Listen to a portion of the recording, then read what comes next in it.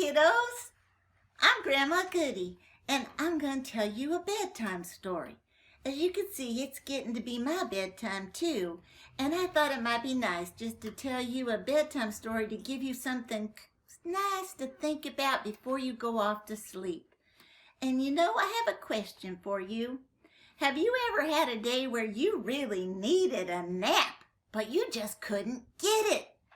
Well, this story is about a day that took place back in the land of Israel in the time when Jesus was alive, and he was up by the top of the Sea of Galilee, and they called it a sea. It's really a lake. It's just a lake, but it's a nice lake. I've been there. It's beautiful.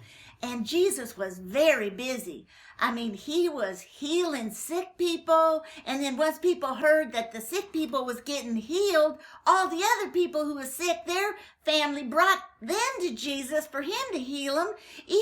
Even Jesus's follower, Peter, his mother-in-law had a fever. They had to stop by the house and heal her. And so they just doing miracles all around, and the crowds are getting bigger and bigger and bigger, and they're pressing in on Jesus. I'm sorry, I'm supposed to be getting you to sleep, and I'm getting all riled up. I'm sorry. Well, Jesus was just surrounded by all these people. One man came up to him, and he said, Jesus, I want to be your follower. I want to come and follow you with the rest of your disciples. And Jesus said, you don't know what you're getting yourself into, because, you know, the little foxes, they have a hole to go curl up in and take a nap. And the birds, they can fly away, and they have a nest where they can go take a nap. Well, I tell you, the Son of Man, and that's how Jesus referred to himself. He said, the Son of Man has nowhere to lay his head. He didn't have his own home. He didn't have a nice cozy bed to go to. But he needed a nap because it had been a very, very busy day. And so it was getting toward evening, kind of like we're getting toward evening now. And Jesus said to his followers, his disciples, let's get in the boat. Let's just get in the boat, because, you know, you get to a point where you just need some rest. And Jesus just needed a place to lay his head down and get some rest. And so they all got into the boat. Now, these are all professional fishermen. They know how to sail, and they've been on this lake. They grew up around this lake, and they sailed the boats back and forth and back and forth. And so they got into the boat, and Jesus, he headed to the back of the boat, and you know what he found? He found a place to lay his head. He found a nice soft cushion, and he was so tired, he was out. He just lay down, and he was, well, I don't know if Jesus snored, but anyway, he fell fast asleep. And so it was smooth sailing, as they say, and they headed out toward the other side of the lake, and all of a sudden, the wind started howling and fierce like, and the waves started rocking, and the boats are rocking, and the big old waves are coming like this, and they're crashing up over the boat. Oh, I'm sorry, you're trying to go to sleep. I'm sorry. Okay, they're crashing up over the boat. And Jesus' disciples, they got scared. Well, for one thing, they didn't want to wake Jesus up because they knew how bad he needed his nap. But they were so scared because it was still just crashing, and the waves and the boats filling up with water. They're trying to get the water out. They can't. They're thinking, we're going to die. We're going to die. These are grown men. Anyway, they finally decided, we got to wake Jesus up. We're going to drown here. And what? He's sleeping. So they went back there, and I don't know if they said, no, you wake him. No, you wake him. But anyway, they went back and they, Jesus, wake up.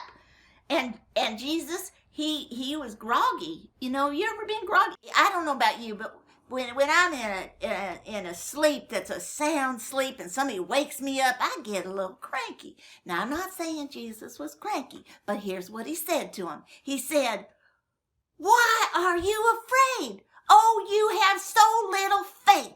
And you see, because Jesus knew that he was not going to die by drowning on no lake. He knew the prophecy said he was going to die in the other way, so he wasn't worried about it.